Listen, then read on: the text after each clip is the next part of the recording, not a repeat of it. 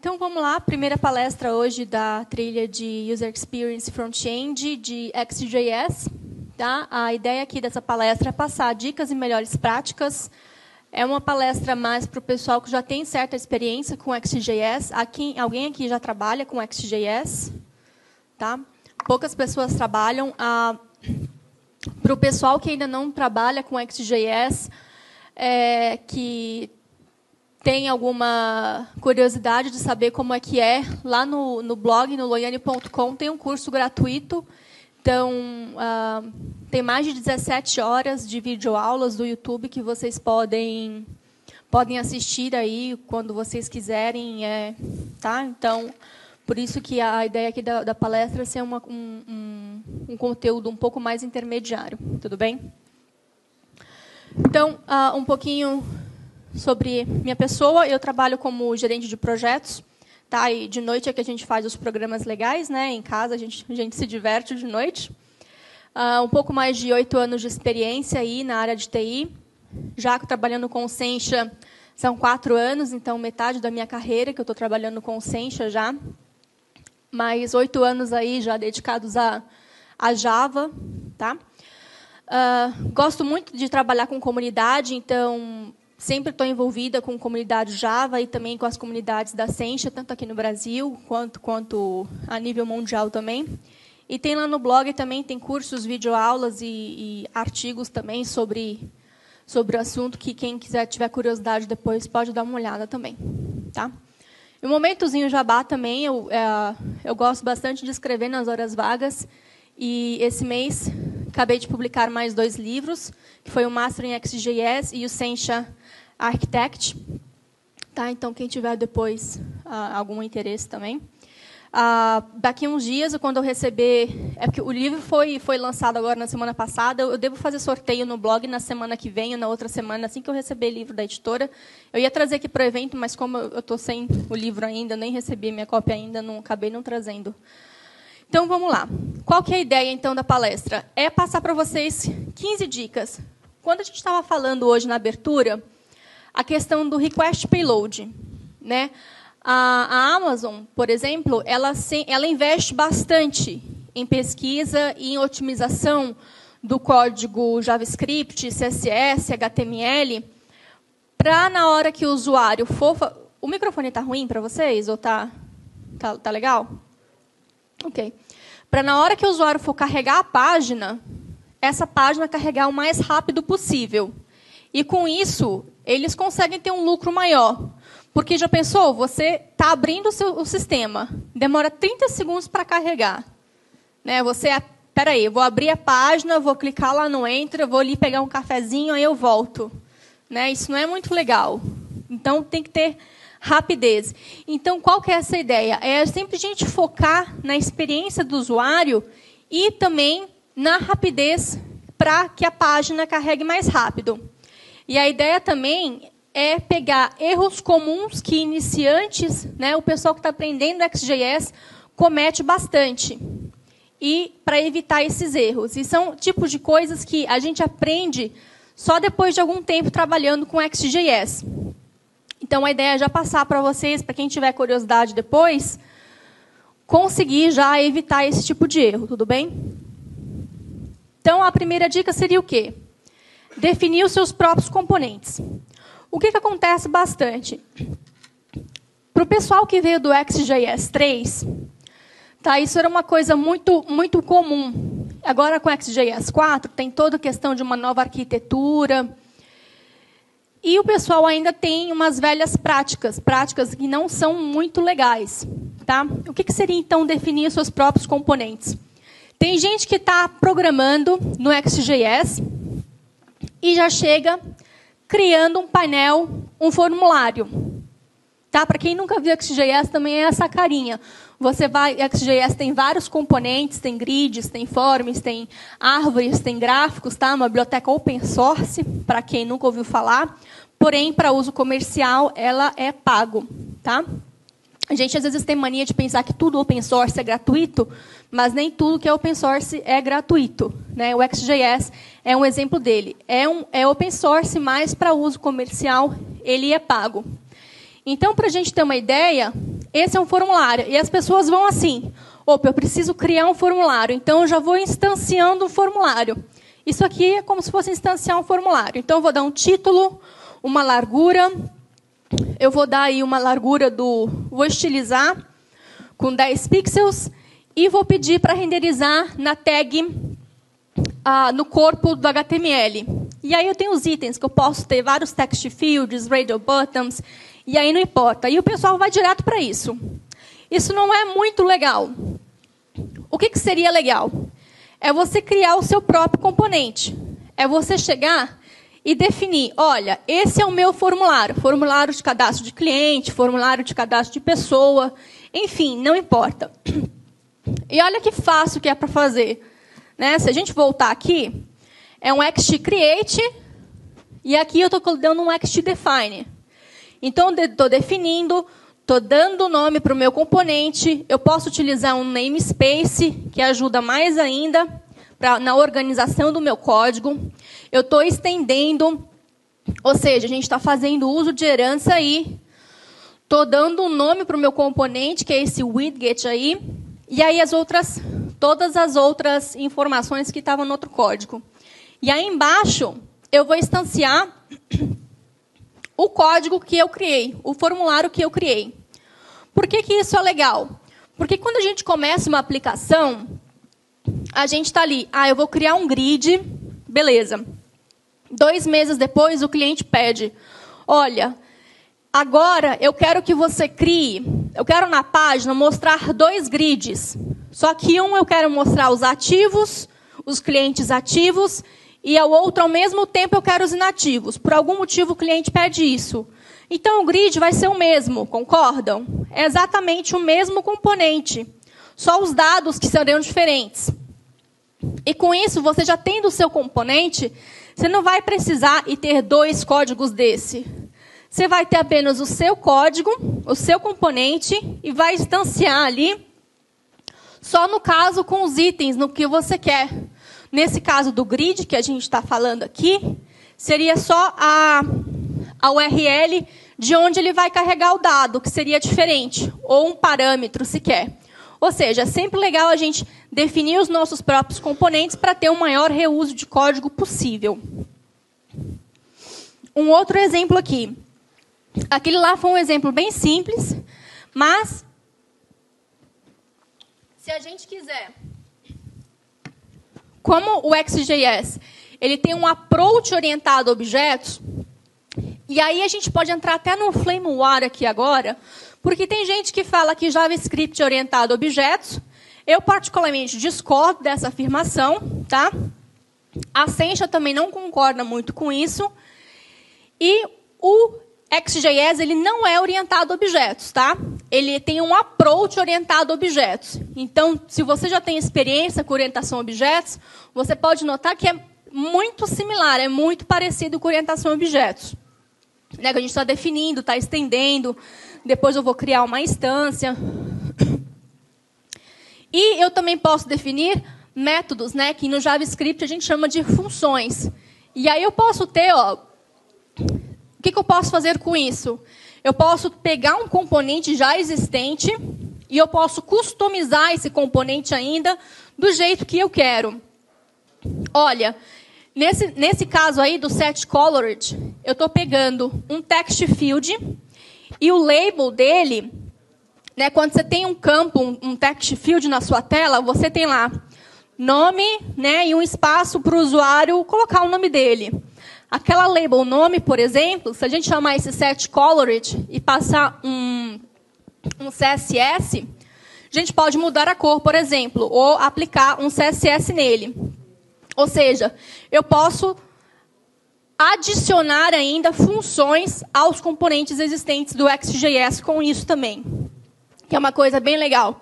E aí depois é só eu criar, instanciar quantos componentes eu quiser. Tudo bem até agora? Vamos para o segundo. Inline Code versus MVC. Esse é um segundo que o pessoal que veio do XJS 3 também costuma ter essa, vamos chamar de má prática. Uma outra coisa que acontece também, que quando você está ali, começando com XJS, e você vai na página de exemplos da Ascension, a maioria dos exemplos estão todos com inline code. São meia dúzia de exemplos que estão ali organizados com MVC, né, que estão adotando todo aquele padrão novo da Ascension. Então, aí, até um puxão de orelha na Ascension também para poder fazer com que o pessoal que está iniciando aprenda de forma correta. O que é isso? Quando a gente está programando com JavaScript, não importa, a gente está iniciando aqui um projeto com jQuery. jQuery todo mundo aqui conhece? A maioria do pessoal, beleza, então deixa eu falar a língua de vocês, então. jQuery. Como é que vocês organizam um projeto com jQuery? Cada um deve ter uma maneira de organizar. Então, eu preciso fazer um sistema com jQuery com 100 telas. Como é que vocês fazem? Cada tela vai ser um arquivo JavaScript. Talvez quando você está começando, né, quando você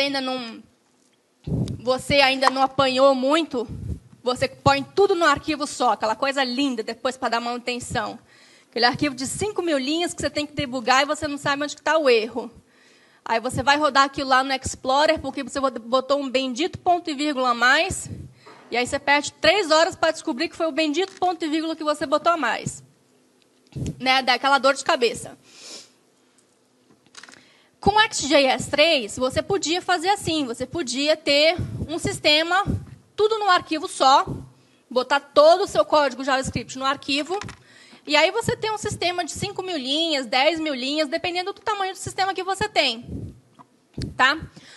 Só que com o XJS 4, veio uma nova arquitetura, que é a arquitetura MVC. E isso facilita pra caramba, vocês não têm ideia de como é que é com MVC. O que acontece? Eu tenho um sistema, não importa quantas telas que eu vou ter, se eu vou ter 500, se eu vou ter 100, se eu vou ter 50, 10 telas, você pode organizar tudo em pastas do Model View Controller.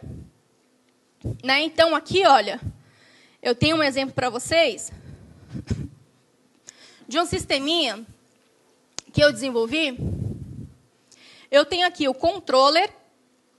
Então, eu separei por módulos, o módulo de relatórios, o módulo aqui de segurança, de permissão de usuários, o módulo de static data, e-mail, de filmes, ou seja, chega aqui na parte do módulo, que é o que vai representar a minha tabela do banco de dados, digamos assim, eu vou ter um objeto JavaScript.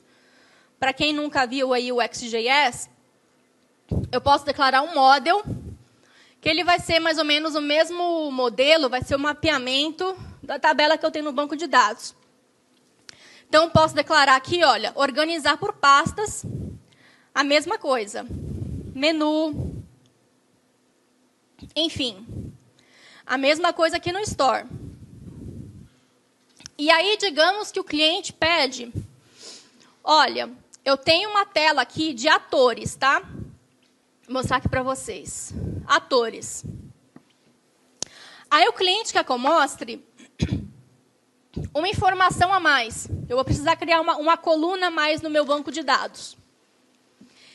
Eu sei que, como ele está organizado em MVC, eu não preciso mexer nesse arquivo categoria.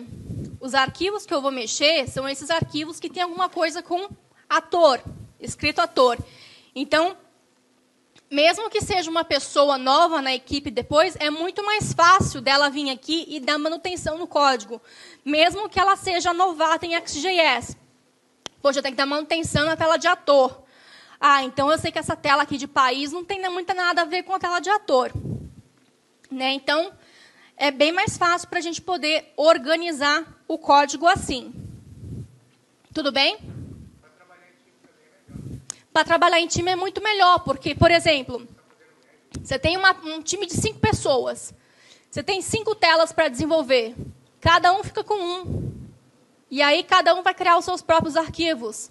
E aí você vai botar isso tudo num Git, no SVN, é muito mais fácil para você trabalhar também com controle de arquivo, do que você ter um arquivão, e aí no final do dia aquela corrida, né? Quem faz o primeiro commit e o resto se vira para poder fazer o merge. E aí todo mundo vai salva, comita, né? É aquela correria. Então, é muito mais fácil e é mais saudável para a equipe também, né? Tudo bem?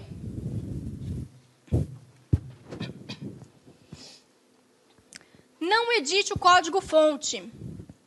Tá? Como eu mencionei, o XJS ele é open source. Então, se você vier aqui, ele tem aqui, olha, esse aqui é o SDK do XJS. Tem todo o código-fonte aqui.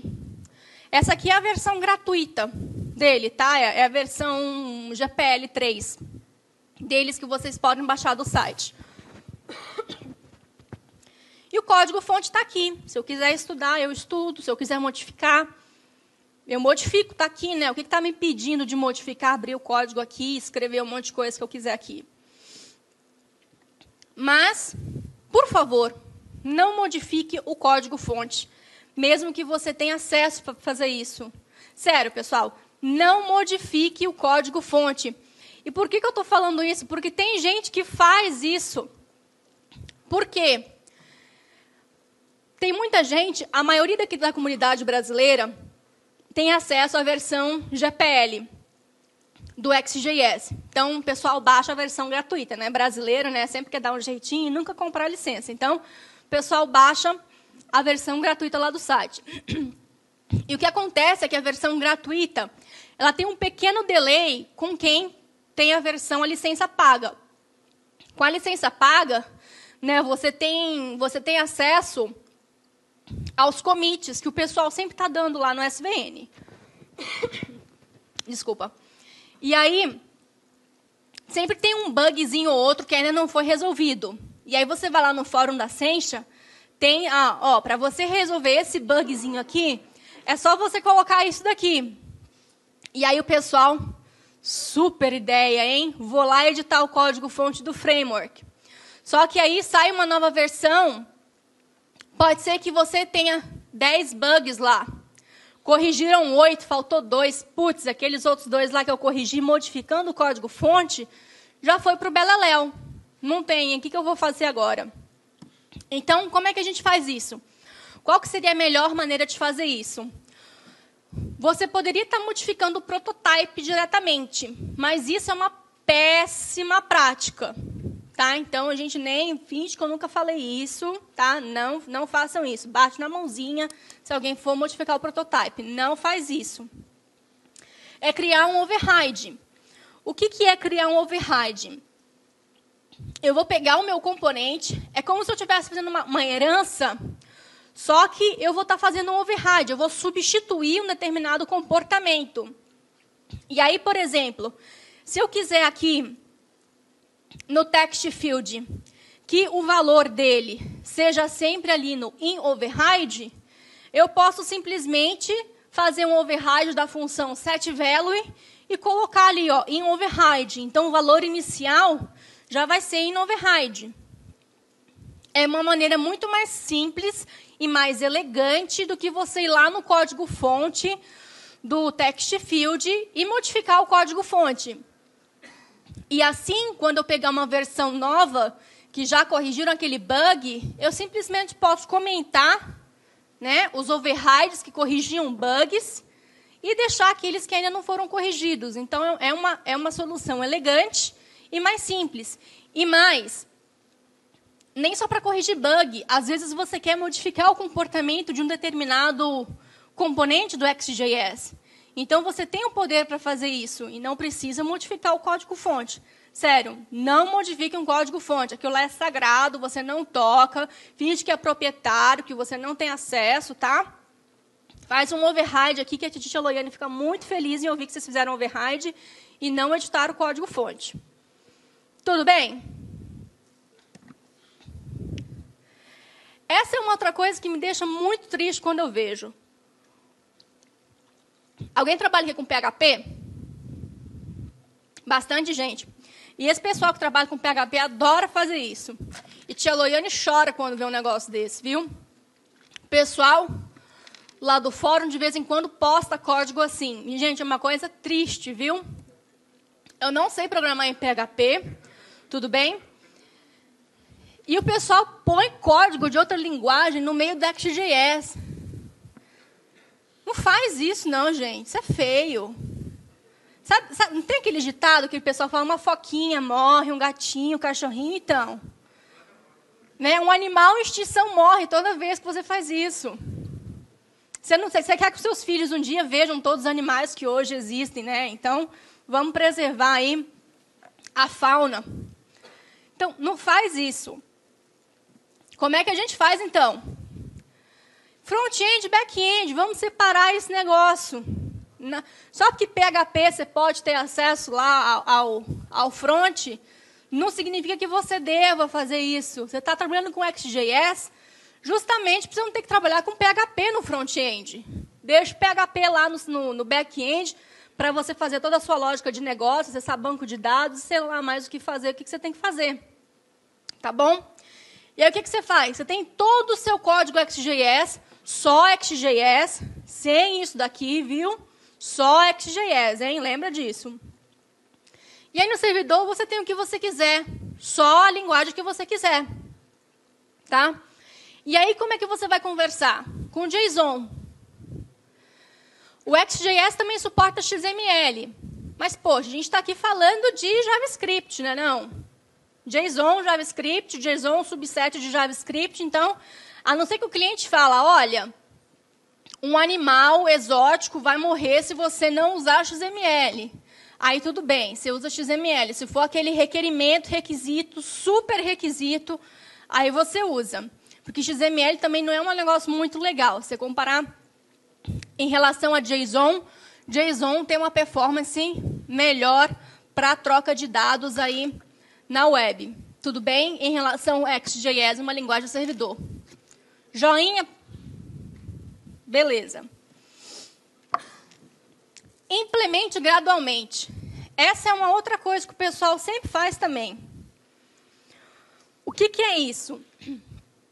O pessoal é muito fominha por código e parece que o pessoal assim, se concentra, põe uma xícara de café ali do lado, ou umas 3, 4, 5, e vai tomando café e vai codificando. E esquece de testar o negócio enquanto está codificando. E aí, depois de codificar umas 10 classes, é que o pessoal vai testar. E aí, se dá algum pau, onde é que eu vou achar onde que deu pau no meu código?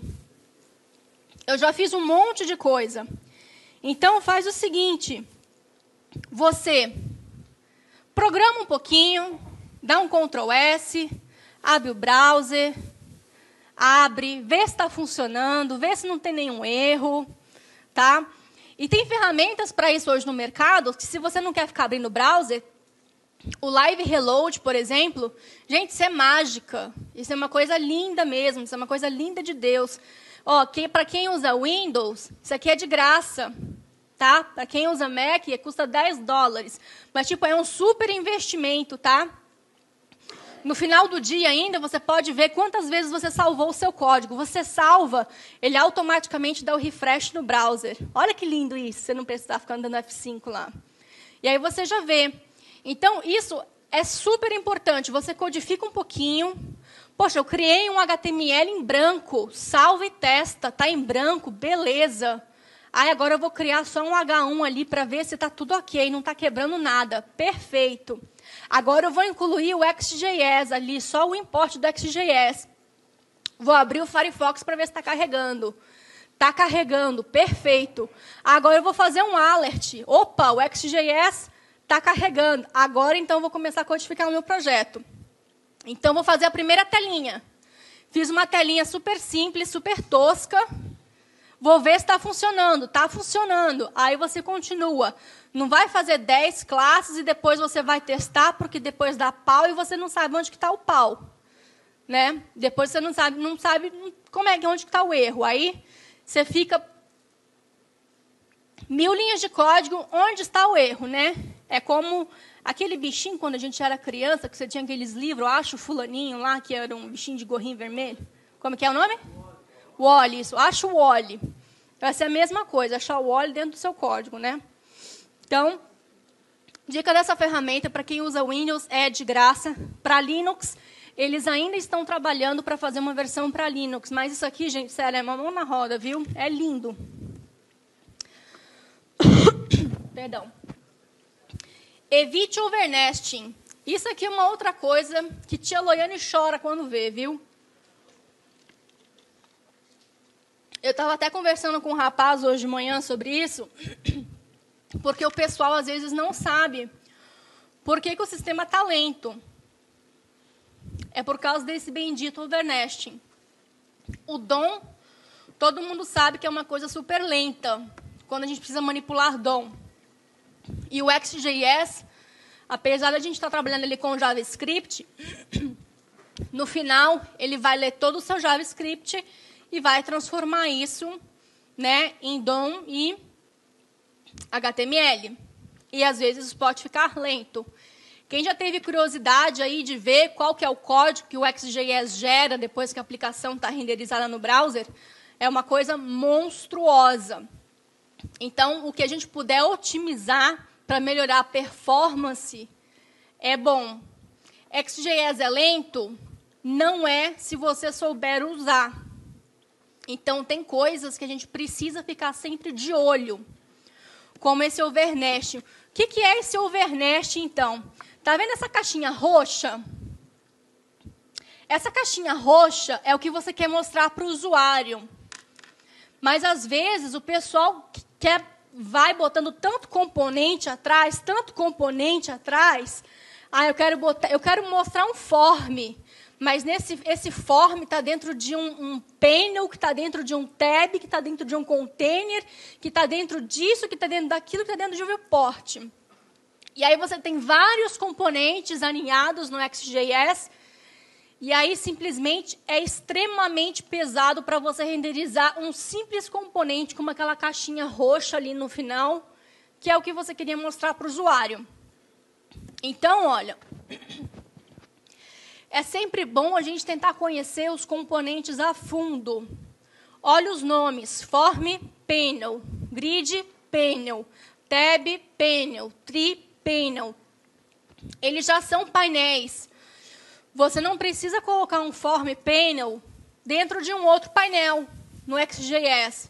Você pode simplesmente colocar o Form ali, porque ele já está dentro de um container. Ele já te oferece todos os recursos necessários para ter gerenciador de layout e tudo. Então, simplesmente use ele. Tudo bem? E aí tem uma outra coisa que muita gente faz isso daqui, chora quando vê isso daqui, que é o bendito container versus painel. O XJS tem gerenciadores de layouts. Então, você pode organizar layouts verticalmente, horizontalmente, em forma de colunas. Você pode fazer card, né, como se fosse wizard.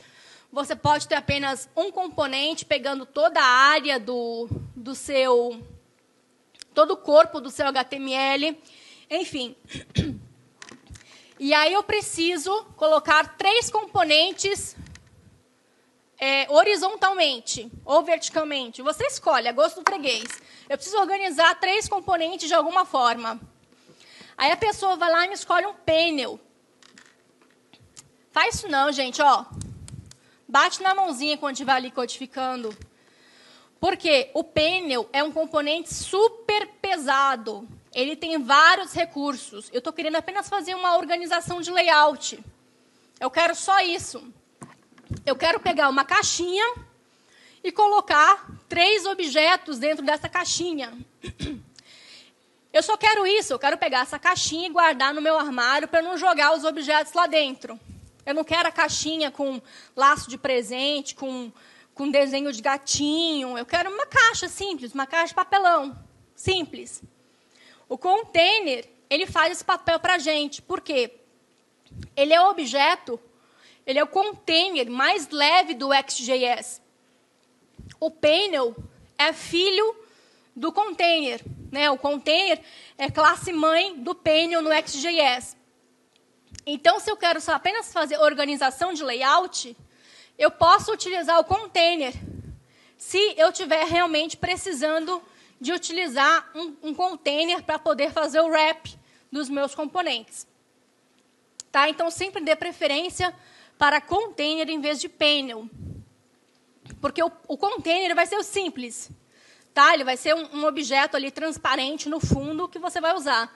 O panel não. Ele já tem aquela barrinha em cima para você colocar aqueles botõezinhos de tooltip, sabe? Aquele botãozinho de fechar, o xizinho. Eu posso colocar toolbar. Eu posso colocar um monte de firula nele, sendo que eu não quero fazer aquilo. Belezinha? Sempre lembra disso. Porque isso aqui, depois, pode ser que uma aplicação pequena isso não faça muita diferença, mas depois que a aplicação vai crescendo, isso faz uma diferença danada na hora de renderizar a página, tudo bem?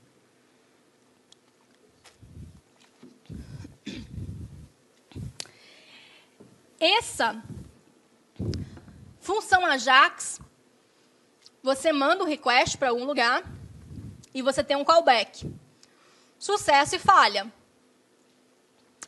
Só que, por incrível que pareça, poucas pessoas sabem usar isso corretamente.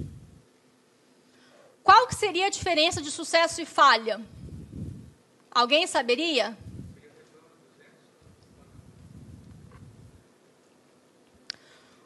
Quase.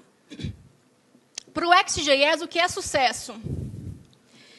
Eu vou fazer uma chamada para página.php. Tá? Se eu conseguir fazer essa chamada para página.php, é sucesso. Não importa se acontecer uma exceção no servidor. Eu consegui me comunicar com a página, então é sucesso. Se lá no seu back-end alguma coisa ocorreu que você não esperava, por exemplo, eu estou querendo logar um usuário, então eu vou mandar usuário e senha, e aí ele mandou usuário e senha. A página conseguiu pegar o request. É sucesso. Se o usuário e senha passaram, beleza, autenticou, ele vai retornar para o XJS, sucesso. Se não autenticou, eu também retorno um sucesso, porque aí é problema. Mas é sucesso. A falha é quando a falha é de comunicação. Eu não consigo me comunicar com a página. Tá? Então, por exemplo, aqui, olha, até trouxe um exemplo para vocês.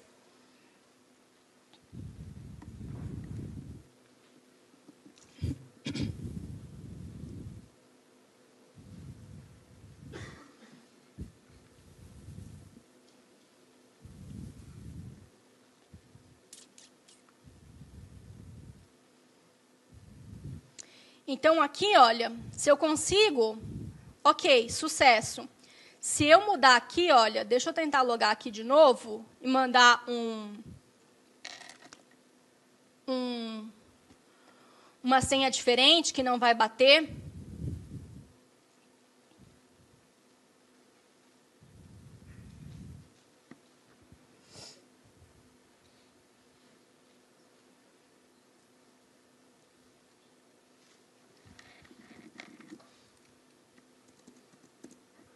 Estou mandando aqui uma senha diferente, não bateu. É sucesso. Eu consegui me comunicar com o servidor. Por algum motivo, o usuário está incorreto, mas o meu callback é de sucesso. Agora, se eu vier aqui, por exemplo, eu vou mudar aqui, ó, eu vou botar uma senha qualquer. Esse DB que eu estou utilizando não utiliza senha aqui na máquina local. Eu vou tentar fazer, ou seja, porque não tem comunicação com o banco de dados, ele não vai conseguir se comunicar, vai dar um erro. Nesse caso, vai ser uma falha. E aí ele chama o failure, em vez do success. Ok. Live Code Murphy sempre está do lado da gente, né? Incrível isso. Cadê? Que aqui? Bem, enfim. Deixa eu ver aqui.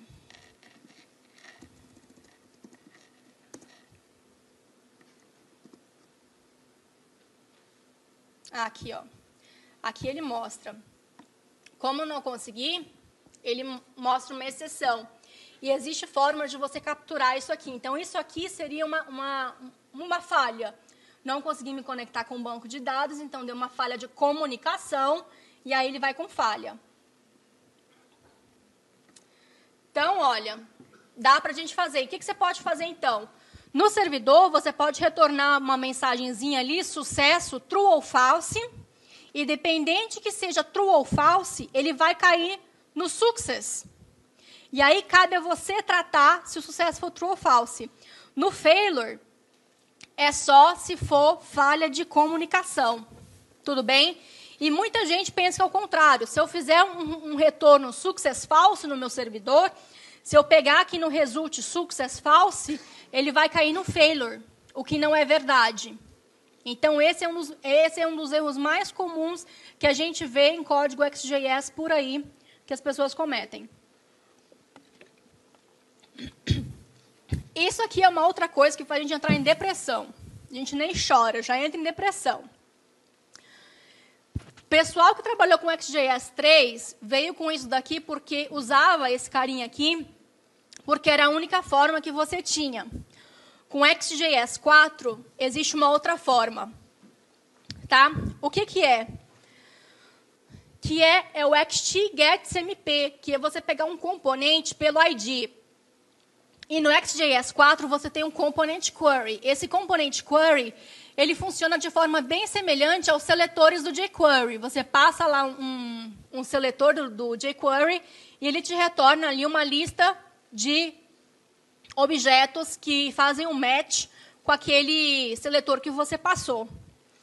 E aí, o XGetSMP, ele utiliza o ID e o component query utiliza o item ID. E aí, o que acontece? O ID, ele é único. E ele precisa ser único para a aplicação inteira. Agora, imagina você fazer um CRM em XJS e dar ID para todos os seus componentes. Eu preciso dar primeiro parabéns para você para ter criatividade em dar tantos IDs diferentes assim. Porque, vou te contar, pensou? Uma aplicação super grande, você dá ID único para todo mundo? Imagina você trabalhando em equipe. Eu quero um botão adicionar, então o ID vai ser adicionar. Só que o seu colega também está trabalhando num outro formulário que também tem um botão adicionar. E ele também tem a mesma brilhante ideia de criar um ID e adicionar. E aí o que faz? Se você usa esse XTGetSMP, quando você vai utilizar o XTGetSMP adicionar, que você está procurando o botão adicionar, ele vai te retornar a referência do último componente que foi renderizado na tela com aquele ID. Então, você não sabe qual que é o componente que foi renderizado na tela se você tem dois IDs iguais no seu sistema. O item ID, por outro lado, ele é de escopo. Eu posso ter o formulário de clientes e ter um botão com item ID adicionar. E posso ter um formulário de atores com item ID de adicionar. Porque aí eu sei fazer, olha, no formulário de atores, eu quero o botão adicionar. Perfeito, está aqui. Olha, no formulário de clientes, eu quero o botão cujo ID é adicionar. Está aqui. Ou seja, não tem como você dar esse duplo sentido, sabe? Não tem como ser duas coisas ao mesmo tempo. É aquela coisa. É aquela mesma coisa. Eu vou falar para vocês. Procure o João. Vocês têm o planeta Terra para buscar. Planeta Terra, nossa aplicação. Procure o João. Lascou, hein? Cada um de vocês vai pegar um João diferente, vai pegar o João que você conhece, você vai sair perguntando na rua, olá, você é o João, você é o João, você é o João, opa, vem cá, você é o João, vem cá. Pode ser ou não o João que eu estou procurando. Isso é quando a gente usa o XTGetSMP. Agora, se eu te falar, procure o João que mora na rua Jardim São Luís, número 4, no bairro Jardim Saúde, São Paulo, capital, no Brasil. Facilitou, né? E eu te garanto que é o único João que mora nessa localização. Aqui a gente está utilizando o XT Component Query. É muito mais simples. Ok? Então, esquece que esse XT Gets MP existe.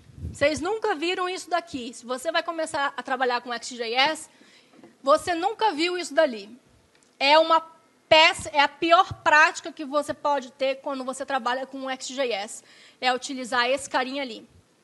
Sempre dê preferência para o XT Component Query. É um código mais clean, um código mais bonito e elegante, tá? Além do que ele sempre vai retornar o objeto que você está procurando.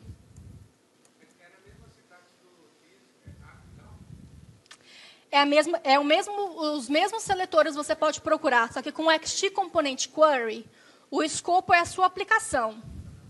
Quando você faz form.down ou up, você já está diminuindo o escopo para o formulário. E aí ele vai procurar na hierarquia para cima ou para baixo ali. Tá bom? Reuso de código. A gente já falou, mas só para vocês não esquecerem. Gente, herança é uma coisa linda. E o XJS, com esse approach orientado a objetos, façam o uso de herança. Definam seus componentes. Tá? Só passar um exemplo simples para vocês aqui. Por exemplo, a gente tem um grid.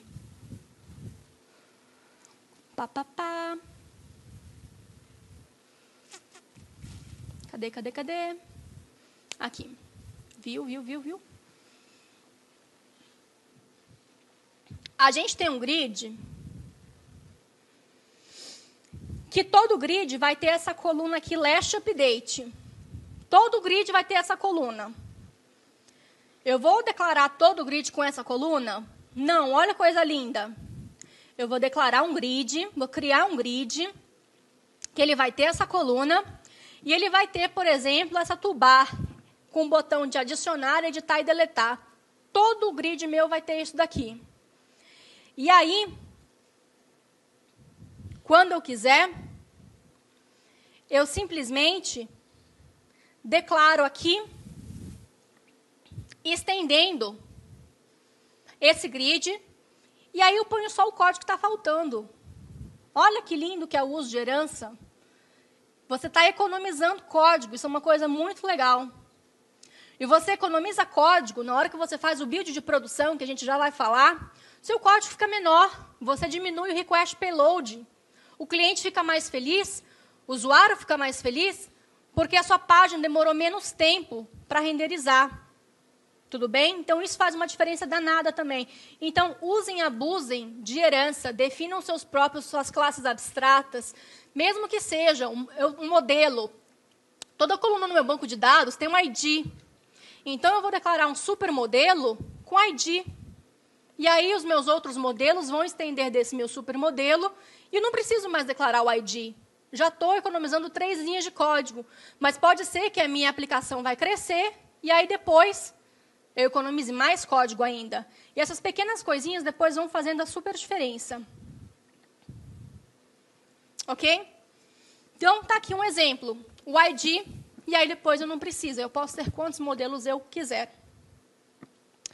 Essa é uma outra coisa aqui de associação. O XJS tem essa questão aqui de associação. Eu tenho um usuário que pode ter comprado vários produtos. E aí, como o XJS tem associação, o pessoal adora fazer o uso de associação. Será que, se eu quero fazer uma busca pelos usuários, eu preciso saber todos os produtos que esses usuários já compraram? Não preciso, eu quero saber só os usuários.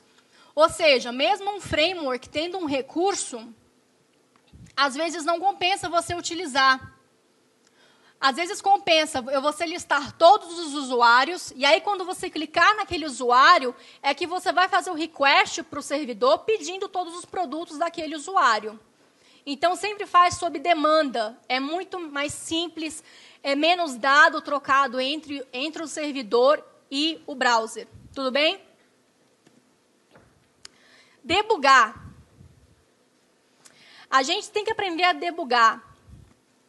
Quando a gente tem aqui, olha, abre, deixa aberto aqui. Se você utiliza o Chrome, o Google Developer Tools, se você utiliza o Firefox, deixa o Firebug aberto.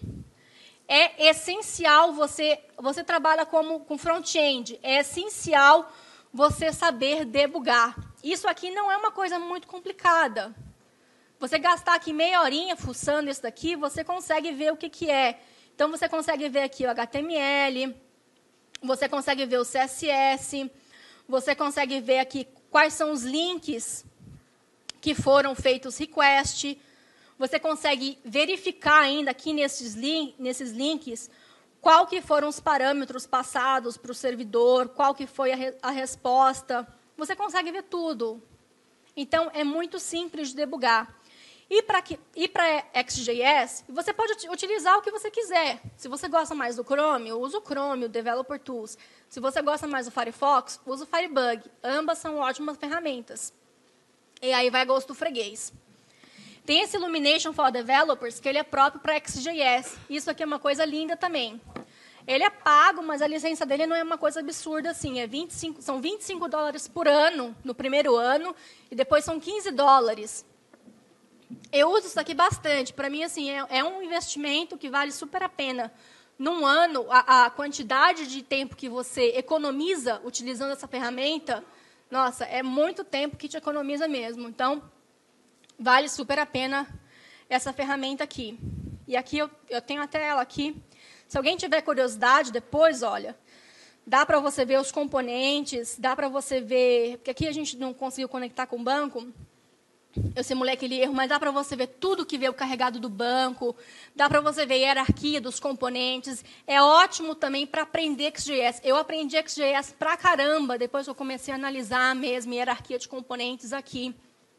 Então, dá para você fazer uma análise super legal da sua aplicação com isso daqui. Dá para fazer também alterações em tempo de execução.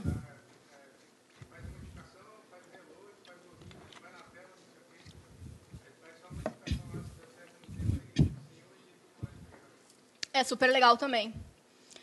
Tem o Siesta, para quem quiser trabalhar com BDD, uma outra ferramenta open source também, super legal, para quem gosta e curte aí práticas ágeis, você pode utilizar o Siesta ou o Jasmine também, ele utiliza Jasmine internamente, mas aí ele é próprio para você testar recursos do XJS, super legal também, tá?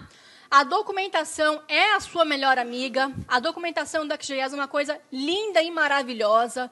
Façam uso dela, é super legal. Eu desenvolvo com Java também, mas eu fico triste toda vez que eu preciso acessar a documentação do Java. Porque, gente, sinceramente, depois que você usa a documentação do XJS, você vai usar qualquer outra documentação.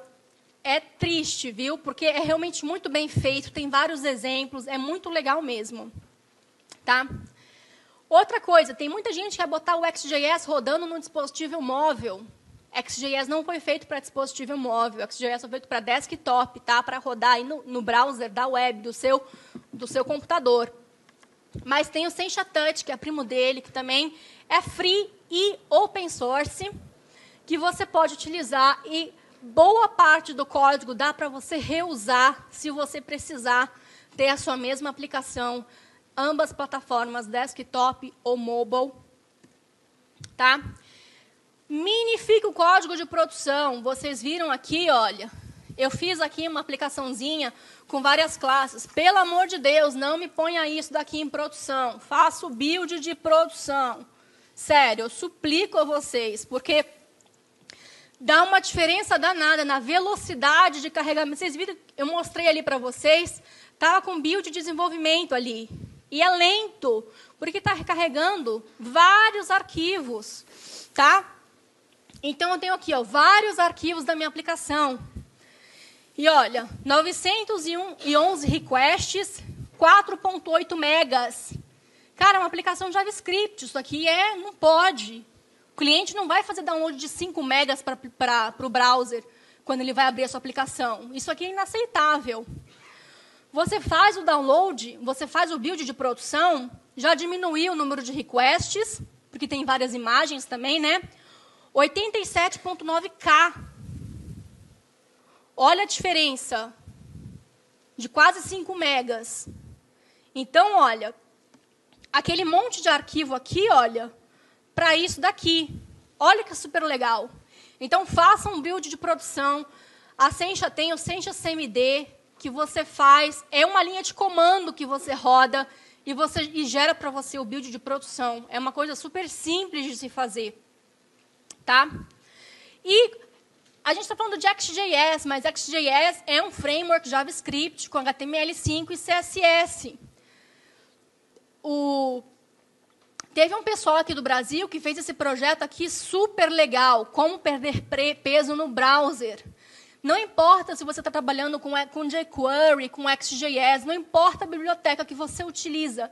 Nesse site tem várias dicas para você diminuir o seu JavaScript, o seu HTML, o seu CSS. O build de produção do XJS já faz muitas coisas que já estão aqui.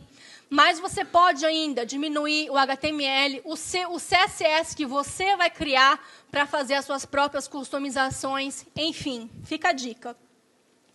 E uma diquinha extra aqui é que não precisa deixar a sua aplicação presa no browser, tá? Você pode utilizar o Sencha Desktop Packager, mas aí é uma facada no coração. Você vende o seu rim, o seu fígado para poder pagar a licença, que custa $600 por plataforma, né? E aí você deixa a córnea também de brinde, né? Ou você pode utilizar uma ferramenta também open source e gratuita para empacotar a sua aplicação e ter uma aplicação web feita com JavaScript, CSS e HTML, rodando nativamente numa janelinha no seu computador. É como se a gente tivesse um cliente do Twitter no nosso computador e o servidor está lá na nuvem. Você pode também ter, assim, uma aplicação feita com XJS. Tudo bem? Eu já esgotei o tempo, mas eu vou ficar o dia inteiro na trilha com vocês hoje. Se alguém tiver pergunta depois, pode vir bater um papo, tudo bem? Tem também aí o Twitter no blog. No blog tem vários outros artigos também falando sobre o TIDE SDK e várias outras coisas que eu já mencionei nessa palestra. E os slides já estão na programação da trilha aqui do TDC, para quem tiver curiosidade depois e quiser baixar. Valeu!